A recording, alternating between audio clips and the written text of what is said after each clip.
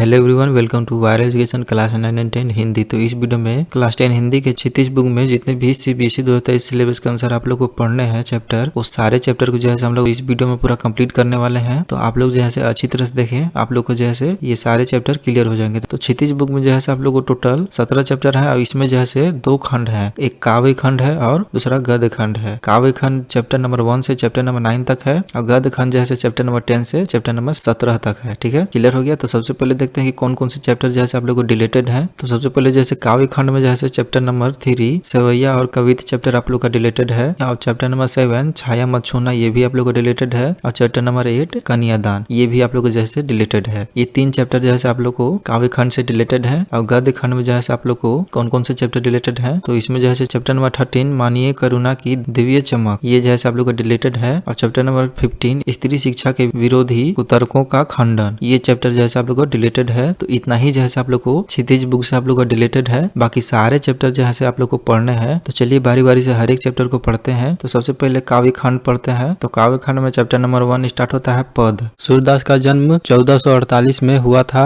एक मान्यता के अनुसार उनका जन्म मथुरा के निकट रेणुका क्षेत्र में हुआ था, जबकि दूसरी मान्यता के अनुसार उनका जन्म स्थान दिल्ली के पास से ही माना जाता है। और उनका 3 ग्रंथ जो बहुत ही लोकप्रिय हुए थे, जिसका नाम है सूरसागर और सूरसारावली में सूरसागर, और 1583 में उनका निधन हो चुका था। तो चलिए चैप्टर को स्टार्ट करते हैं। इसमें टोटल 4 पद हैं। तो पहले पद में गोपी उद्धव पर व्यंग करती हुई कहती है कि तुम बहुत ही भाग्यशाली हो जो किसी के प्रेम में नहीं पड़े। तुम्हारी तो दशा कमल के पत्ते और तेल की गगरी जैसी है, जो पानी के संपर्क में आकर भी एक दूसरे के प्रभाव से बचे रहते हैं। लगता है तुमने कभी प्रेम रूपी नदी में डुबकी नहीं लगाई, न तुमने कृष्ण से प्रेम किया। उसके बाद गोपियाँ कहती है कि हम सब तो मूर्ख थे जो उनके प्रेम में पढ़कर चींटियों की तरह गुड़ लिपटी रहती है। तो यही था पहला पद। दूसरा पद में वे उद्धव से कहते हैं कि हमारे मन में बहुत सारी बातें हैं जो हम कृष्ण से ही कह सकती थी, वे तो आए नहीं और किसी दूसरे से कह भी नहीं सकती, तो हमारे मन की बातें मन में ही रह गई। हम सब कृष्ण के आने की प्रतीक्षा में दुख सह रही थी, लेकिन वे स्वयं तो आए नहीं, उनके स्थान पर योग का संदेश भेज दिया। हम सब एक तो पहले से ही बहुत दुखी थी, योग संदेश ने आकर दुख को और बढ़ा दिया। जहाँ से हम कुछ अच्छे समाचार आने की आशा कर रही थी, वहीं से ही योग की पूरी धारा बही चली गई। अब हमसे धैर्य नहीं रखा जाता। उन्होंने तो मर्यादा ही तोड़ दी। मर्यादा तो यह होता है कि अगर आपको कोई प्रेम करता है तो आप भी बदले में प्रेम करें। तो यही था दूसरा पद। तीसरा पद में उद्धव से कहती है कि कृष्ण उनके लिए हारिल पक्षी के समान है। जिस प्रकार हारिल पक्षी अपने पंजों से लकड़ी को पकड़े रहता है और किसी भी स्थिति में नहीं छोड़ता है, उसी प्रकार हमने कृष्ण को मन कर्म वचन से अपने हृदय में बसा रखा है। वे दिन रात कृष्ण का ही नाम लेती रहती है। गोपियाँ आगे कहती है कि उन्हें योग कड़वी ककड़ी के समान लगती है। योग की जरूरत उन लोगों को है जिनको कृष्ण से प्रेम नहीं है। हमारा मन तो पहले ही कृष्ण में लगा हुआ है, इसलिए इसकी जरूरत हमें नहीं है। तो यही था तीसरा पद। चौथे पद में वे व्यंग करती हुई कहती है कि तुम्हारे बोलते ही हम सारे समाचार समझ गई थी। कृष्ण ने राजनीति सीख ली है। वे चतुर तो पहले से ही थे, अब उन्होंने राजनीति के कुछ नियम भी सीख लिए। पहले के लोग दूसरों की भलाई के लिए आगे आ जाते थे, अब लगता है कि हमारा मन वापस मिल जाएगा जो कृष्ण जाते समय ले गए थे। लेकिन अब वे स्वयं पर ही अन्याय करने लगे हैं। कृष्ण राजधर्म तो यह कहता है कि प्रजा को किसी भी प्रकार से सताया नहीं जाए। इसका कहने का यह अर्थ है कि राजा का धर्म होता है कि प्रजा के दुखों को दूर करना, न कि उन्हें दुख देना। तो यही था सूरदास के पद। उसके बाद है चैप्टर नंबर 2 राम लक्ष्मण परशुराम संवाद। तो चलिए स्टार्ट करते हैं। तो इस चैप्टर के लेखक हैं तुलसीदास। तुलसीदास का जन्म उत्तर प्रदेश के बांदा जिले के राजापुर गांव में 1532 में हुआ था। कुछ विद्वानों का मानना है कि उनका जन्म स्थान सारो जिला एटा है। उन्होंने रामचरितमानस की रचना की। उनका देहांत 1623 ईस्वी में काशी में हुआ। तो चलिए चैप्टर की ओर चलते हैं। इसमें टोटल 6 पद हैं। पहले पद में राम परशुराम से कहते हैं कि शिव धनुष को तोड़ने वाला आपका ही कोई दास होगा, मेरे लिए क्या आदेश है आप मुझे बताइए। राम की ये बात सुनकर परशुराम क्रोध में बोलते हैं कि सेवक तो सेवक होता है जो सेवा का काम करता है, उसने तो धनुष को तोड़कर शत्रुता का कार्य किया है। हे राम सुनो, जिसने भी शिव धनुष तोड़ा है वह मेरे लिए शत्रु के समान है। जिसने भी इस धनुष को तोड़ा वह सभा से बाहर आ जाए, अन्यथा सभी राजा मारे जाएंगे। क्रोध पूर्वक वचन सुनकर लक्ष्मण मुस्कुराते हैं और परशुराम का अपमान करते हुए कहते हैं कि मैंने वचन में अनेकों धनुष तोड़ डाली, तब आप आपने क्रोध नहीं किया? आपका इतना लगाव इसी धनुष पर क्यों है? लक्ष्मण के वचन सुनकर परशुराम क्रोधित होकर कहते हैं कि बालक, तू संभल कर नहीं बोल रहा है। पूरा संसार जानता है कि यह धनुष शिव का है। दूसरे पद में लक्ष्मण हंसकर कहते हैं कि मेरे नजर में सभी धनुष एक जैसे हैं। इस पुराने धनुष के टूटने से न किसी की हानि हुई है और न किसी का लाभ हुआ है। भैया राम ने धनुष को देखा और छुआ, इतने में टूट गया। इसमें उनका कोई दोष नहीं है। आप तो व्यर्थ में नाराज हो रहे हैं। इतना सुनते ही परशुराम ने अपने फरसे को देखकर लक्ष्मण पर क्रोधित होते हैं और कहते हैं कि लगता है कि तूने मेरे बारे में नहीं सुना है। मैं बालक समझकर तेरा वध नहीं कर रहा हूँ। तू मुझे सामान्य मुनि समझ रहा है। मैं बचपन से बाल ब्रह्मचारी, क्रोधित और क्षत्रिय कुल का शत्रु हूँ। मैंने कई बार पृथ्वी को जीतकर ब्राह्मणों में दान की है। हे राजकुमार, इस फरसे को देख लो। इससे मैंने सहशत्रु बहू के शरीर को काट डाला था। तू अपने माता पिता को चिंता में न डाल। मेरा फरसा इतना भयंकर है कि इसके प्रभाव मात्र से ही गर्भ में पलता शिशु नष्ट हो जाता है। तीसरे पद में लक्ष्मण हंसकर मीठी वाणी से कहते हैं कि मुनि, आप तो बहुत बड़े योद्धा निकले। आप बार बार मुझे फरसा दिखाकर डरा रहे हैं, जैसे आप फूंक से पहाड़ उड़ा दोगे। यहाँ पर कोई भी कुम्हड़बतिया नहीं है जो तर्जनी उंगली देखकर मर जाएगा। आपको ब्राह्मण समझकर मैंने क्रोध को सहन कर लिया। हमारे कुल की परंपरा है कि देवता, ब्राह्मण, भक्त और गाय पर वीरता नहीं दिखाते। आपका एक एक वचन करोड़ों वज्रों के समान कठोर है। आपने व्यर्थ में धनुष बाण धारण कर रखे हैं। इतना सुनते ही परशुराम क्रोधित हो जाते हैं। और चौथे पद में परशुराम कहते हैं कि वे विश्वामित्र, यह बालक निडर, मूर्ख और अपने कुल को हानि पहुंचाने वाला है। मैं इसे अभी क्षण भर में मार डालूंगा, फिर मुझे कोई दोष न देगा। अगर आप इसे बचाना चाहते हैं तो इसे मेरा बल और क्रोध बताकर बचा लो। लक्ष्मण जी कहते हैं कि आपने कई बार अपने मुंह से अपने बारे में बताया है। आप क्रोध को सहन न करो, जो भी कहना है कह डालो। आप वीर और धैर्यवान हैं। आपके द्वारा गाली देना शोभा नहीं देता। सूरवीर शत्रु को सामने देखकर अपनी प्रशंसा नहीं करता बल्कि युद्ध करता है। पांचवें पद में लक्ष्मण जी परशुराम से कहते हैं, आप तो मृत्यु को मेरे लिए जबरदस्ती बुला रहे हैं। इतना सुनते ही मुनि फरसा को संभालते हुए कहते हैं कि मुझे कोई दोष न देना। अब यह बालक कड़वे वचनों के कारण वध के युग हो गया है। अभी तक बच्चा समझकर मैं इसे बचाता रहा हूँ, लेकिन अब सच में यह मरने का युग हो गया है। तब विश्वामित्र कहते हैं, हे मुनि साधु, लोग बच्चों की गलतियों को माफ कर देते हैं। फिर परशुराम बोलते हैं, मैं बहुत ही क्रोधित हूँ। मेरा फरसा भी बहुत ही तेज है। यह बालक मेरे गुरु के सामने जवाब दे रहा है। आपके स्वभाव के कारण मैं इसे छोड़ रहा हूँ, नहीं तो थोड़े से क्षण में इसी फरसे से मारकर गुरु त्रोण से मुक्त हो जाऊंगा। विश्वामित्र मन ही मन हंसकर कहते हैं कि मुनि को सब कुछ हरा ही हरा दिखाई दे रहा है। जिसे वे गन्ने की खाड़ समझ रहे हैं, वे लोहे की तलवार है। छठवें पद में लक्ष्मण परशुराम से कहते हैं कि हे मुनि, आपके स्वभाव से कोई परिचित नहीं है। आप अपने माता पिता के शरण से मुक्त हो चुके हैं, लेकिन गुरु का शरण अभी शेष है। पर यह तृण लगता है कि आप मुझसे ही चुकाना चाहते हो। ब्याज भी बहुत हो गया होगा। आप ऐसा करिए, किसी हिसाब किताब करने वालों को बुला लो, मैं तुरंत ही थैली खोल दूंगा।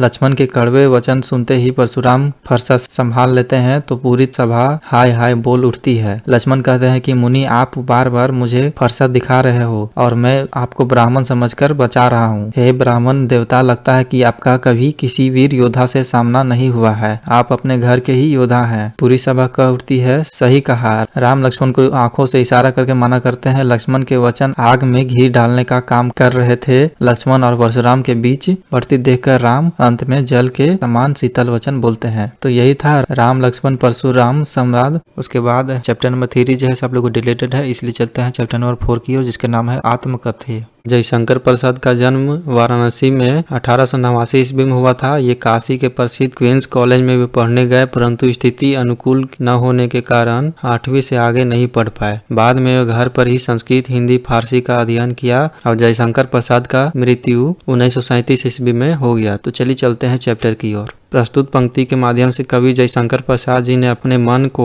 भंवरे से तुलना किया है, जो गुनगुनाकर कहानी कह रहा है। अब वह यह नहीं समझ पा रहे हैं कि वह अपने जीवन की कौन सी कहानी कह रहा है, क्योंकि उसके समीप मुरझाकर गिरते हुए पत्ते जीवन की नश्वरता का प्रतीक है। ठीक इसी तरह मनुष्य का जीवन भी एक न एक दिन इसी पत्ते की तरह मुरझाकर समाप्त हो जाएगा। कवि के अनुसार यह नीला आकाश जो भी अंत तक फैला हुआ है, उसमें बहुत सारे लोगों ने अपने जीवन का इतिहास लिखा है, जिसे पढ़कर कवि को ऐसा प्रतीक हो रहा है मानो उन्होंने स्वयं की आत्मकथा लिखकर दुनिया के सामने अपना मजाक उड़ाया है और लोग इसे पढ़कर उन पर हंस हंस रहे हैं। कवि अपने मित्र से यह सवाल करने के लिए मजबूर हो जाते हैं कि क्या वे भी अपनी जीवन की सारी कमजोरियों को दुनिया के सामने उजागर करना चाहते हैं, जिन्हें पढ़कर लोग मेरी जीवन की खाली गगरी को देखकर उनका मजाक बनाए। जिन मित्रों ने कवि से आत्मकथा लिखने का आग्रह किया था, उनसे कवि कहते हैं कि मेरी आत्मकथा पढ़कर और मेरी जीवन की गगरी खाली देखकर कहीं ऐसा ना हो कि वे खुद को मेरे दुख का कारण समझ बैठे और यह सोचने लग जाए कि उन्होंने ही मेरी जीवन रूपी गगरी को खाली किया है। कवि का स्वभाव बहुत ही सरल है। इसी स्वभाव के कारण उन्हें जमाने से धोखा खाया है, परंतु इसके बावजूद भी कवि को अपनी स्वभाव से कोई शिकायत नहीं है और वो अपनी आत्मकथा में इनका मजाक नहीं उड़ाना चाहते। कवि का कहना है कि उन्होंने हसीन लम्हे जो उन्हें अपनी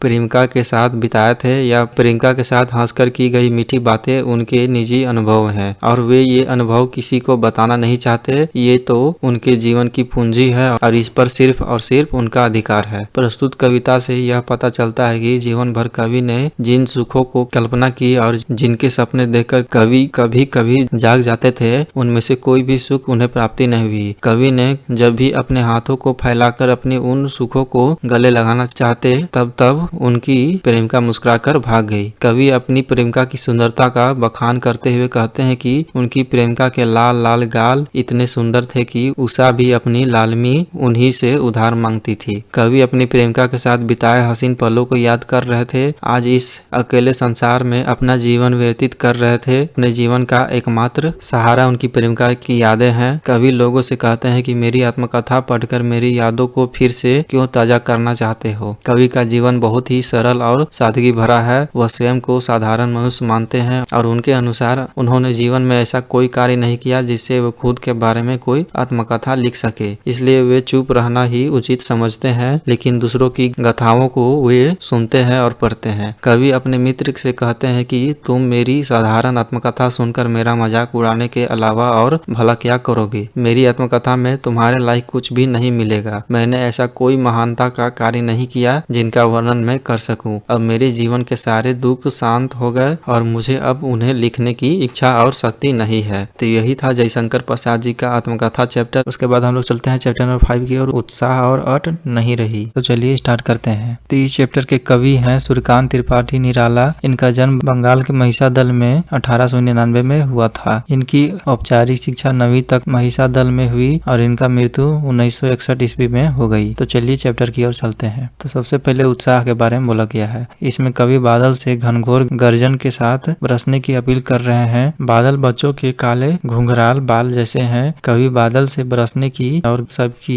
प्यास बुझाने और गरज कर सुखी बनाने का आग्रह करते हैं। कवि बादल में नव जीवन प्रदान करने के लिए बारिश तथा सब कुछ तहस नहस कर देने वाले वज्रपात दोनों देखने के लिए वे बादल से अनुरोध करते हैं कि वह अपने कठोर वज्र शक्ति को अपने भीतर छुपाकर सब में कोई स्फूर्ति और नया जीवन डालने के लिए मुसलधार बारिश करें। आकाश में उमड़ते घुमड़ते बादल को देखकर कवि को लगता है कि वे बेचैन से हैं। तभी उन्हें याद आता है कि समझ धरती भीषण गर्मी से परेशान है, इसलिए आकाश की अनजान दिशा से आकर काले काले बादल पूरी तपती हुई धरती को शीतलता प्रदान करने के लिए बेचैन हो रही है। कवि आग्रह करते हैं कि बादल खूब गरजे, बरसे और सारे धरती को तृप्त करें। तो यही था उत्साह। और दूसरा है अट नहीं रही। तो इसमें कवि जो है से फागुन का मानवीकरण चित्र प्रस्तुत किया है। फागुन यानी फरवरी मार्च के महीने में वसंत ऋतु का आगमन होता है। इस ऋतु में पुराने पत्ते झड़ जाते हैं और नए पत्ते आते हैं। रंग बिरंगे फूल की बहार छा जाते हैं और उनकी सुगंध से सारा वातावरण महक उठता है। कवि का ऐसा प्रतीक होता है कि फागुन के सांस लेने पर सब जगह सुगंध फैल गई हो। वह चाहकर भी अपनी आंखें इस प्राकृतिक सुंदरता से हटा नहीं सकते। इस मौसम में बाग बगीचे वन उपवन के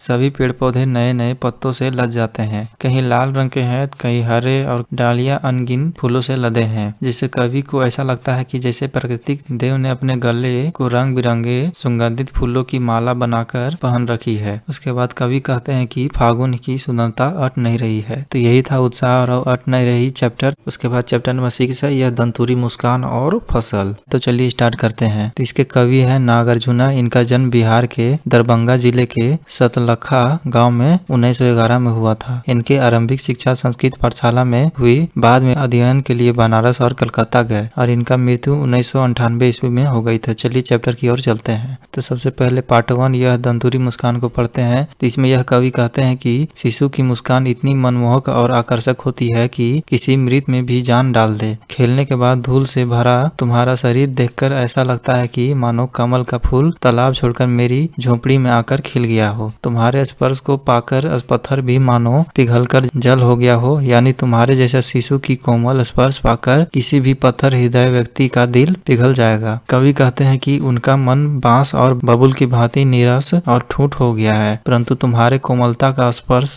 मात्र पड़ते ही हृदय की शेफालिका के फूलों की भांति झड़ने लगा। कवि के हृदय में वात्सल्य की धारा बह निकली और वे अपने शिशु से कहते हैं कि तुमने मुझे आज से पहले नहीं देखा, इसलिए मुझे पहचान नहीं रहे हो। वे कहते हैं कि तुम्हें थकान से उबारने के लिए अपनी आंखें फेर रहा हूँ ताकि तुम भी मुझे एकटक देखने से शर्म से बच सको। कवि कहते हैं कि यदि आज तुम्हारी माँ नहीं होती, आज मैं तुम्हारी मुस्कान नहीं देख पाता। वे अपनी पत्नी का आभार जताते हुए कहते हैं कि तुम्हारा मेरा क्या संबंध है, यह तुम इसलिए नहीं जानते क्योंकि मैं इधर उधर भटकता रहा, तुम्हारी ओर ध्यान नहीं दिया। तुम्हारी माँ ने ही सदैव तुम्हारे स्नेह प्रेम दिया और देखभाल किया, पर जब भी हम दोनों की निगाहें मिलती है तब तुम्हारी यह मुस्कान मुझे आकर्षित कर लेती है। और दूसरा पाठ है फसल। तो इसमें कवि कहते हैं कि फसल क्या है, साथ ही इसे पैदा करने में किनका योगदान रहता है उसे स्पष्ट किया है। तो वे कहते हैं कि इसे पैदा करने के लिए एक नदी या दो नदी का पानी नहीं होता, बल्कि ढेर सारी नदियों का पानी का योगदान होता है। अर्थात जब सारी नदियों का पानी भाप बनकर उड़ जाता है तब सब बादल बनकर बरसते हैं जो फसल उपजाने में सहायक होते हैं। वे किसानों का महत्व स्पष्ट करते हुए कहते हैं कि फसल तैयार करने में बहुत सारे लोगों के हाथों की मेहनत होती है। कवि बताते हैं कि हर मिट्टी की अलग अलग विशेषता होती है, उनके रूप गुण रंग एक समान नहीं होती, सबका योगदान फसल को तैयार करने में है। कवि ने बताया कि फसल बहुत चीजों का सम्मिलित रूप है, जैसे नदियों का पानी का, हाथों की मेहनत का, भिन्न मिट्टियों का गुण का तथा सूर्य की किरणों का प्रभाव तथा मंद हवाओं का स्पर्श। इन सब से मिलने से ही हमारी फसल तैयार होती है। तो यही था यह दंतुरी हित मुस्कान और फसल चैप्टर। उसके बाद चैप्टर नंबर 7 आप लोग का डिलीटेड है और चैप्टर नंबर 8 भी आप लोग का डिलीटेड है, इसलिए चलते हैं चैप्टर नंबर 9 की ओर। ये जैसे काव्य खंड का सबसे लास्ट चैप्टर है जिसका नाम है संगतकार। तो चलिए स्टार्ट करते हैं। तो इस कविता में कवि ने गायन के मुख्य गायक का साथ देने वाले संगीतकार की महानता का स्पष्ट किया है। कवि कहते हैं कि मुख्य गायक के गंभीर आवाज का साथ संगीतकार अपनी कमजोर किंतु मधुर आवाज से देता है। अधिकांशतः ये मुख्य गायक का छोटा भाई, चेला या कोई रिश्तेदार होता है जो कि शुरू से ही उसके साथ आवाज मिलाता रहता है। जब मुख्य गायक गायन करते हुए सुरों की मोहक दुनिया में खो जाता है, उसी में रम जाता है, तब संगीतकार अपनी अस्थाई इस प्रकार गाकर समा बांधे रखता है जैसे वह कोई छूटा हुआ सामान संजोग कर रख रहे हैं। वह अपनी टेक से गायक उन दिनों की याद दिलाते हैं जब उसने सीखना शुरू किया था। कवि कहते हैं कि बहुत ही ऊंची आवाज में जब मुख्य गायक का स्वर उखड़ने लगता है और गला बैठने लगता है, तब संगीतकार अपनी कोमल आवाज का सहारा देकर उसे इस अवस्था से उबारने का प्रयास करते हैं। वह मुख्य गायक को हिम्मत देता है कि वह इस गायन जैसे अनुष्ठ में अकेला नहीं है। वह पुनः उन पंक्ति को गाकर मुख्य गायक के बुझते हुए स्वर को सहयोग प्रदान करते हैं। इस समय उसके आवाज में एक झिझक से भी होती है कि कहीं उसका स्वर मुख्य गायक के स्वर से ऊपर ना पहुंच जाए। ऐसा करने का मतलब यह नहीं है कि उनके आवाज में कमजोरी है, बल्कि वह आवाज नीची रखकर मुख्य गायक को सम्मान देना चाहते हैं। इसे कवि ने महानता बताया है। तो यही था संगीतकार चैप्टर। तो इतना ही आप लोग को जैसे काव्य खंड में पढ़ना था। उसके बाद गद्य खंड स्टार्ट होता है। तो इसमें सबसे पहला है चैप्टर नंबर 10 नेताजी का चश्मा। तो चलिए स्टार्ट करते हैं। हवलदार साहब को हर 15वें दिन कंपनी के काम से एक छोटे कस्बे से गुजरना पड़ता था। उस कस्बे में एक लड़कों का स्कूल, एक लड़कियों का स्कूल, एक सीमेंट का कारखाना, 2 ओपन सिनेमा घर तथा एक नगरपालिका थी। तो नगरपालिका जो था से कुछ न कुछ करती रहती थी। वह कभी सड़कें पक्की करवाने का काम, तो कभी शौचालय, तो कभी कवि सम्मेलन करवाना। एक बार नगरपालिका के एक उत्साहित अधिकारी ने मुख्य बाजार के चौराहे पर सुभाष चंद्र बोस की संगमरमर की प्रतिमा लगवा दी। चूँकि बजट ज्यादा नहीं था, इसलिए मूर्ति बनाने का काम कस्बे के इकलौते हाई स्कूल के शिक्षक को सौंपा गया। मूर्ति सुंदर बनी थी, बस एक चीज की कमी थी, नेताजी की आंख पर चश्मा चश्मा नहीं था। जब हवलदार साहब आए तो देखा कि एक सचमुच के चश्मे का चौड़ा काला फ्रेम मूर्ति को पहना दिया गया। तो हवलदार साहब ने सोचा, वाह भाई, यह आइडिया ठीक है, मूर्ति पत्थर की पर चश्मा रियल। दूसरी बार जब हवलदार साहब आए तो उन्हें मूर्ति पर तार का फ्रेम वाले गोल चश्मा लगा देखा। तीसरी बार फिर उन्होंने नया चश्मा देखा। इस बार वे पान वाले से पूछ बैठे कि नेताजी जी का चश्मा हरदम बदल कैसे जाता है। पान वाले ने बताया कि हर काम कैस्टन चश्मा वाला करता है। हवलदार साहब सोचे कि बिना चश्मा वाला मूर्ति कैस्टन को खराब लगती होगी, इसलिए उसने उपलब्ध फ्रेम में से एक को वह नेताजी की मूर्ति पर फिट कर देता है। जब कोई ग्राहक वैसे ही फ्रेम की मांग करता है जैसा मूर्ति पर लगा है तो वह उसे मूर्ति से उतारकर ग्राहक को दे देता है। अब मूर्ति पर नया फ्रेम लगा देता है। हवलदार साहब ने पान वाले से जानना चाहा कि कैस्टन चश्मे वाला नेताजी का साथी है या आजाद हिंद फौज का कोई भूतपूर्व सिपाही। पान वाले ने बोला कि वह लंगड़ा क्या फौज में जाएगा, वह पागल है, इसलिए ऐसा करता है। हवलदार साहब को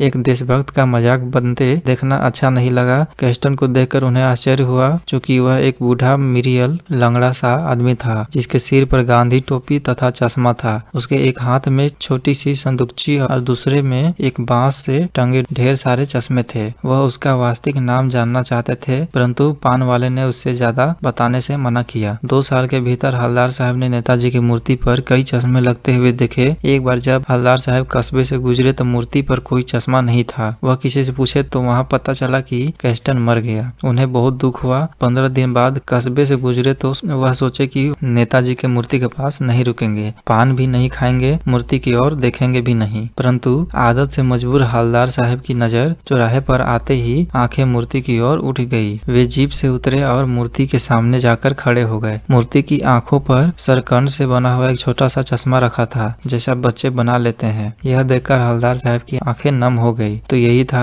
नेताजी का चश्मा चैप्टर। के बाद है चैप्टर नंबर 11 बाल गोविंद भगत। तो चलिए स्टार्ट करते हैं। तो इस चैप्टर के लेखक हैं रामलिक्ष बेनीपुरी। बाल गोविंद भगत मंझोले कद के गोरे चिट्ठे आदमी थे। उनकी उम्र 60 वर्ष से ऊपर थी और बाल पक गए थे। वे लंबी दाढ़ी नहीं रखते थे और कपड़े बिल्कुल कम पहनते थे। कमर में लंगोटी पहनते और सिर पर टोपी। और वे जो है से सर्दी के मौसम में ऊपर से कमल ओढ़ लेते थे। माथे पर रामानंदी चंदन का टीका और गले में तुलसी की जड़ों की बैडोल माला पहने रहते थे। उनका एक बेटा और पुतोह थे। वे कबीर को साहब मानते थे और वे किसी दूसरे की चीज को नहीं छूते थे और बिना वजह से किसी से झगड़ते भी नहीं थे। उनके पास खेती बाड़ी थी तथा साफ सुथरा मकान था। खेत में जो भी उपजा होती थी उसे पहले सिर पर लाद कर कबीर पंथ मठ ले जाते थे और प्रसाद स्वरूप जो भी मिलता उसी से गुजारा कर लेते थे। और वे जो है से कबीर के पद का बहुत मधुर गायन करते थे। आषाढ़ के दिनों में जब समूचा गांव खेत में काम कर रहा होता तब बाल गोविंद पूरा शरीर कीचड़ में लपेटे खेत में रोपनी करते हुए अपने मधुर गानों को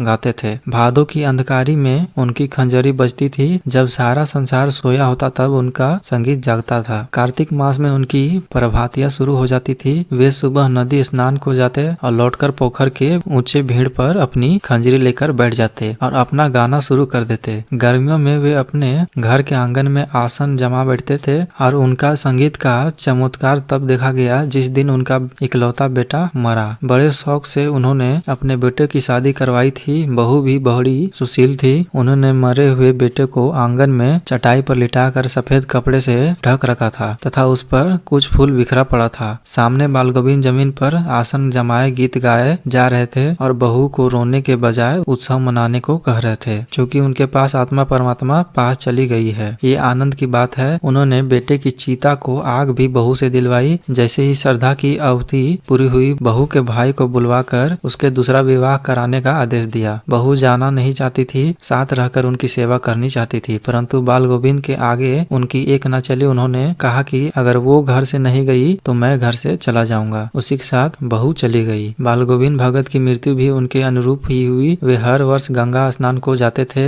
गंगा 30 कोस दूर पड़ती थी, फिर भी वे पैदल ही चले जाते। घर से खाकर निकलते तथा वापस आकर खाते थे। बाकी दिन उपवास रखा करते थे। लेकिन अब उनका शरीर बूढ़ा हो चुका था। इस बार लौटे तो तबीयत खराब हो चुकी थी, परंतु वे नेम व्रत छोड़ने वाले नहीं थे। वही पुराने दिनचर्या शुरू कर दी। लोगों ने मना किया, परंतु उन्होंने टस से मस न हुआ। एक दिन बाल गोविंद अंधेरे में गाना गया, परंतु भोर में किसी ने गीत नहीं सुना। जाकर देखे तो पता चला कि बाल गोविंद भगत नहीं रहे। तो यही था बाल गोविंद भगत चैप्टर। उसके बाद है चैप्टर नंबर 2 लखनवी अंदाज। तो चलिए स्टार्ट करते हैं। लखनवी अंदाज कहानी के लेखक यशपाल हैं। लखनवी अंदाज कहानी की शुरुआत कुछ इस तरह से होती है। लेखक को अपने घर से थोड़ी दूर कहीं जाना था। लेखक ने भीड़ से बचने के लिए और एकांत में किसी नई कहानी के बारे में सोचने व ट्रेन की खिड़की से बाहर के प्राकृतिक दृश्य को देखने के लिए लोकल ट्रेन के सेकेंड क्लास का कुछ महंगा टिकट खरीद लिया था। जब वे स्टेशन पहुंचे तो गाड़ी छूटने वाली थी, इसलिए वो सेकेंड क्लास के एक छोटे डिब्बे को खाली समझकर उसमें चढ़ गए। लेकिन जिस डिब्बे को वे खाली समझकर चढ़े थे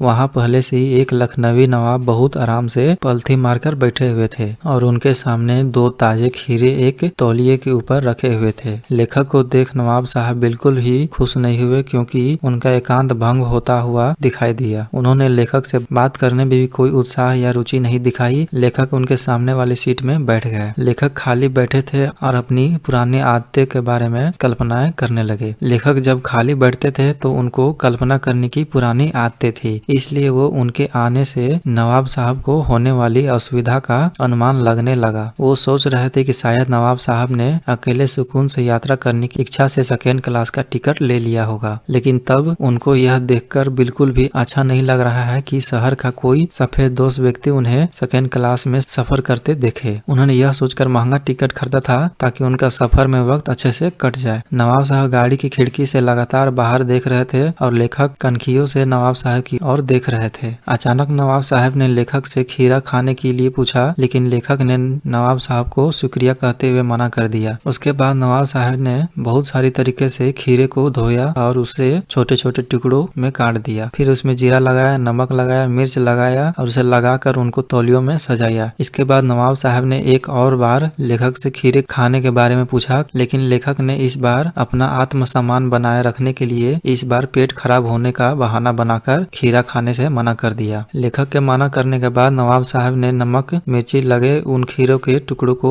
देखा, फिर खिड़की के बाहर देखकर एक गहरी सांस ली। उसके बाद नवाब साहब खीरे की एक टुकड़े को उठाकर ओठों तक ले गए। टुकड़े को सूंघा। स्वाद के आनंद में नवाब साहब की पलकें मूंद हो गई। मुंह में भर आए पानी का घूंट गले में उतर गया। उसके बाद नवाब साहब ने खीरे के टुकड़े को खिड़की से बाहर फेंक दिया। इसी प्रकार नवाब साहब खीरे के हर टुकड़े को ओठों के पास ले जाते, फिर उसको सूंघते और उसके बाद उसे खिड़की से बाहर फेंक देते। खीरे के सारे टुकड़ों को बाहर फेंकने के बाद उन्होंने आराम से तौलियों से हाथ और ओठ को पोंछा और फिर बड़े गर्व से लेखक की तरफ देखा, जैसे लेखक को कहना चाह रहे हो कि यही है खानदानी रईसों का तरीका। नवाब साहब खीरे की तैयारी और इस्तेमाल से थक कर लेट गए। लेखक ने सोचा कि क्या सिर्फ खीरे को सूंघकर ही पेट भरा जा सकता है। तभी नवाब साहब ने एक जोरदार डकार ली और बोले, खीरा लजीज होता है पर पेट पर बोझ डाल देता है। यह सुनकर लेखक के ज्ञान का आंख खुल गए। उन्होंने सोचा कि अब खीरे की सुगंध और स्वाद की कल्पना से ही पेट भर कर डकार आ सकती है। लेखक ने सोचा कि तो बिना किसी विचार, घटना, कथा वस्तु और पात्रों के बिना सिर्फ लेखक की इच्छा मात्र से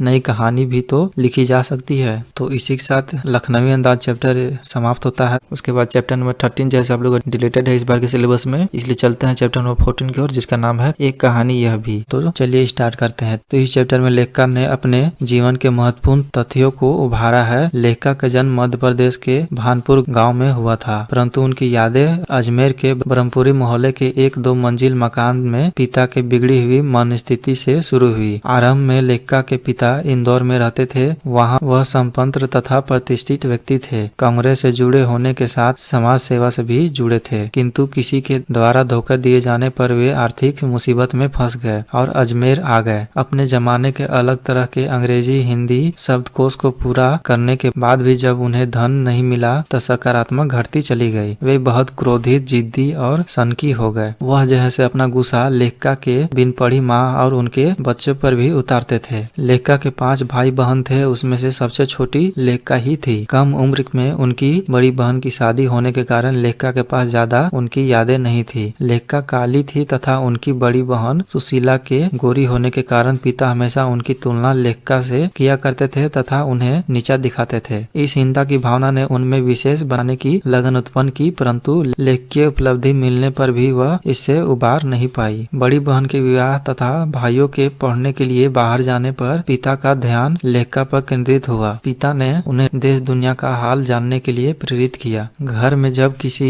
राजनीतिक पार्टियों के जमावड़े होते और बहस होती तो लेखक के पिता उन्हें उस बहस में बैठाते, जिससे उसके अंदर देशभक्ति की भावना जगी। सन 1945 में सावित्री गर्ल्स कॉलेज के प्रथम वर्ष में हिंदी प्रधानाध्यापक शीला अग्रवाल ने लेखिका में न केवल हिंदी साहित्य के प्रति रुचि जगाई बल्कि साहित्य के सच को जीवन में उतारने के लिए प्रेरित भी किया। सन 1946 और 47 के दिनों में लेखिका ने घर से बाहर निकलकर देश सेवा से सक्रिय भूमिका निभाई। हड़तालों, जुलूसों व भाषणों में भाग लेने से छात्राएं भी प्रभावित होकर कॉलेज का बहिष्कार करने लगे। प्रिंसिपल ने लेखिका को कॉलेज से निकालने जाने से पहले पिता को बुलाकर शिकायत की तो वे क्रोधित होने के बजाय लेखिका के नेतृत्व शक्ति को देखकर गदगद हो गए। एक बार जब पिता ने अजमेर के व्यस्त चौराहे पर बेटी के भाषण की बात अपने पिछड़े मित्र से सुनाई जिसने उन्हें मान मर्यादा का लिहाज करने को कहा तो उसके पिता गुस्सा हो गए। परंतु रात के समय यही बात उनके एक और मित्र ने लेखिका की बड़ाई करते हुए कहा जिससे लेखिका के पिता ने गौरवान्वित महसूस किया। सन 1947 के मई महीने में कॉलेज ने लेखिका समेत 2-3 छात्रों का प्रवेश थर्ड ईयर में हुड़दंग के कारण निषिद्ध कर दिया। परंतु लेखिका और उनके मित्र ने बाहर भी इतना हुड़दंग मचाया कि आखिरकार उन्हें प्रवेश लेना ही पड़ा। यह खुशी लेखिका को उतना खुश नहीं कर पाया जितना आजादी की खुशी ने दी। उन्होंने इसे शताब्दी की सबसे बड़ी उपलब्धि बताई। तो यही था एक कहानी, यह भी चैप्टर। उसके बाद चैप्टर नंबर 15 भी डिलीटेड है, इसलिए चलते हैं चैप्टर नंबर 16 की ओर, नौबत खाने में इबादत। तो चलिए स्टार्ट करते हैं। तो इस चैप्टर के लेखक हैं यतेंद्र मिश्र जी। तो इस चैप्टर में एक बिस्मिल्लाह खान नाम का एक आदमी है जिनका जन्म बिहार में डुमरांव के एक संगीत प्रेमी परिवार में हुआ। इनके बड़े भाई का नाम शमसुद्दीन था जो उम्र में उनसे 3 वर्ष बड़े थे। इनके परदादा उस्ताद सलार हुसैन खान डुमरिया के निवासी थे। इनके पिता का नाम पैगंबर बख्श खान था और माँ का नाम मीठन थी। 5 वर्ष होने के बाद वे डुमरिया छोड़कर अपने ननिहाल काशी आ गए। वहाँ उनके मामा शाहिद हुसैन और अली बख्श और उनके नाना रहते थे जो वहाँ के जाने माने शहनाई वादक थे। वे लोग बालाजी के मंदिर पर शहनाई बजाकर अपनी दिनचर्या का आरंभ करते थे। वे विभिन्न रियासतों के दरबार में बजाने का काम करते थे। बिस्मिल्लाह खान ने ननिहाल में 14 साल की उम्र में बालाजी के मंदिर में रियाज करने शुरू कर दिए थे। उन्होंने वहाँ जाने का ऐसा रास्ता चुना जहाँ उन्हें रसूलन और बतुलन बाई के गीत सुनाई देती थी जिससे उन्हें खुशी मिलती थी। अपने साक्षात्कारों में भी उन्होंने स्वीकार किया कि बचपन में इन लोगों ने इनका संगीत के प्रति प्रेम पैदा करने में भूमिका निभाई। भले ही वैदिक इतिहास में शहनाई का जिक्र न मिलता हो परंतु मंगल कार्यों में इनका प्रयोग प्रतिष्ठित करता है। बिस्मिल्लाह खान ने 80 वर्ष के हो जाने के बावजूद हमेशा 5 वक्तों वाली नमाज में शहनाई के साथ सुर को पाने की प्रार्थना में बिताया। मुहर्रम के 10 दिन बिस्मिल्लाह खान अपने पूरे खानदान के साथ न तो शहनाई बजाते थे और न ही किसी कार्यक्रम में भाग लेते थे। 8वीं तारीख को वे शहनाई बजाते और दाल मंडी में फतेमाह की 8 किलोमीटर की दूरी तक भींगी आंखों से नोहा बजाकर निकलते हुए सबकी आंखों को भिंगा देते थे। फुर्सत के समय में वे उस्ताद और आवाजान को काम याद कर अपनी पसंद की सुलोचना, गीता वाली जैसी अभिनेत्रियों की देखी फिल्म को याद कराते थे। वे अपनी बचपन की घटनाओं को याद करते थे कि वे कैसे छुपकर नाना को शहनाई बजाते हुए सुनना करते थे तथा बाद में उनकी मीठी शहनाई को ढूंढने के लिए एक एक करके शहनाई को फेंकते और कभी मामा की शहनाई पर पत्थर पटक कर दाद देते थे। बचपन के समय में बिस्मिल्लाह खान फिल्म के बहुत शौकीन थे। उस समय 3rd क्लास का टिकट 6 पैसे का मिलता था। 6 पैसे को पूरा करने के लिए वो 2 पैसे मामा से, 2 पैसे मौसी से, 2 पैसे नाना से ले लेते थे। फिर बाद में घंटों लाइन में लगकर टिकट खरीदते थे। बाद में वे अपनी मनपसंद अभिनेत्री सुलोचना की फिल्म को देखने के लिए वे बालाजी मंदिर पर शहनाई बजाकर कमाई करते थे। वे सुलोचना की कोई फिल्म न छोड़ते थे तथा कुलसुम की देसी घी वाली दुकान पर कचौड़ी खाना न भूलते थे। काशी के संगीत योजना में वे अवश्य भाग लेते थे। यह योजना कई वर्षों से संकट मोचन मंदिर में हनुमान जयंती का अवसर रहता था जिसमें शास्त्रीय और उप शास्त्रीय गायक वादक की सभा होती थी। बिस्मिल्लाह खान जब काशी के बाहर भी रहते थे तो वो विश्वनाथ और बालाजी मंदिर की तरफ मुंह करके बैठते और अपनी शहनाई भी उस तरफ घुमा दिया करते थे। गंगा, काशी और शहनाई उनका जीवन थे। काशी का स्थान सदा से ही विशिष्ट रहा है। यह संस्कृति की पाठशाला है। फिर इसमें लेखक कहते हैं कि सन 2000 के बाद पक्का महल से मलाई बर्फ वालों के जाने से देसी घी तथा कचौड़ी जलेबी में पहले जैसा स्वाद न होने के कारण उन्हें उनकी कमी खिलती। बिस्मिल्लाह खान हमेशा से 2 काम किए, पहला एकता और दूसरा भाईचारे के साथ रहने की प्रेरणा देते रहते थे। 9वें वर्ष की उम्र में 21 अगस्त 2006 को उन्होंने दुनिया से विदा ले ली। उनको बहुत सारे पुरस्कार मिले। उन्हें अजय संगीतकार के नायक के रूप में पहचाने जाएंगे। तो इसी के साथ नौबत खाने में इबादत चैप्टर समाप्त होता है। उसके बाद लास्ट चैप्टर है चैप्टर नंबर 17 संस्कृति। तो चलिए स्टार्ट करते हैं। तो लेखक संस्कृति और सभ्यता में अंतर स्थापित करने के लिए आग और सुई धागों के आविष्कार से जुड़ी प्रारंभिक प्रारंभिक परितंत्रशीलता और बाद में हुई उन्नति के उदाहरण देते हैं। वे कहते हैं कि लोहे के टुकड़े को घिसकर छेद बनाना और धागे पिरोकर दो अलग अलग टुकड़ों को जोड़ने की सोच ही संस्कृति है। इन खोजों को आधार बनाकर आगे जो इन क्षेत्रों में विकास हुआ वह सभ्यता कहलाता है। अपनी बुद्धि के आधार पर नए निश्चित तथ्य को खोजने वाले पीढ़ी को सौंपने वाला संस्कृति होता है, जबकि उसी तथ्य को आधार बनाकर आगे बढ़ने वाला सभ्यता का विकास करने वाला होता है। फिर आगे लेखक कहते हैं कि भौतिक विज्ञान के सभी विद्यार्थी जानते हैं कि न्यूटन ने गुरुत्वाकर्षण के सिद्धांत का आविष्कार किया, इसलिए वह संस्कृति कहलाता है, परंतु वह और अनेक बातों को नहीं जान पाया, इसलिए आज के विद्यार्थी उन बातों को भी जानते हैं, लेकिन हम इन्हें अधिक सभी भले ही कहें परंतु संस्कृति नहीं कह सकते हैं। फिर आगे लेखक कहते हैं कि भौतिक आवश्यकताओं की पूर्ति के लिए सुई, धागे और आग के आविष्कार करते तथ्य संस्कृत होने या बनने के आधार नहीं बनते, बल्कि मनुष्य में सदा बसने वाली सजन चेतना भी उसकी उत्पत्ति या उसको बनाने की कारण बनती है। इस सहज चेतना का प्रेरक अपने लोगों से ही मिलती है। मुंह की कोर को दूसरे के मुंह में डाल देना और रोगी को रात भर गोद में लेकर बैठे रहना, इसे ही चेतना कहते हैं। फिर आगे लेखक कहते हैं कि 2500 वर्ष पहले बुद्ध का मनुष्य तो तृष्णा से मुक्त के लिए उपयोगी को खोजने में घर त्याग कर कठोर तपस्या करना और कार्ल मार्क्स का मजदूरों के सुखद जीवन के सामने पूरा करने के लिए दुखपूर्व जीवन बताना और लेनिन का मुश्किलों से मिले डबल रोटी के टुकड़ों को दूसरे को खिला देना, यही संस्कृत से चेतना बनने का उदाहरण है। आगे लेखक कहते हैं कि खाने पीने, पहनने ओढ़ने के तरीके, आवागमन के साधन से लेकर परंपर मर कटने के तरीके भी संस्कृति का ही परिणाम का उदाहरण है। फिर आगे लेखक कहते हैं कि मानव हित में काम न करने वाली संस्कृति का नाम असंस्कृति है, इसे संस्कृति नहीं कहा जा सकता। यह निश्चित ही असभ्यता को जन्म देती है। मानव हित में निरंतर परिवर्तनशीलता का ही नाम संस्कृति है। यह बुद्धि और विवेक से बना एक ऐसा तथ्य है जिसकी कभी दल बांधकर रक्षा करने की जरूरत नहीं पड़ती। तो यही था संस्कृति चैप्टर। तो इतना ही जो था से आप लोग को क्लास 10 हिंदी क्षितिज भाग 2 से आप लोग को पढ़ना था 2023 के सिलेबस के अनुसार। तो आप लोग को जैसे बोर्ड एग्जाम में अच्छी तरह से लिख करके आना है। बोर्ड एग्जाम के लिए जैसे आप लोग को बेस्ट ऑफ लक। तो मिलते हैं अगले वीडियो में, तब तक के लिए धन्यवाद। थैंक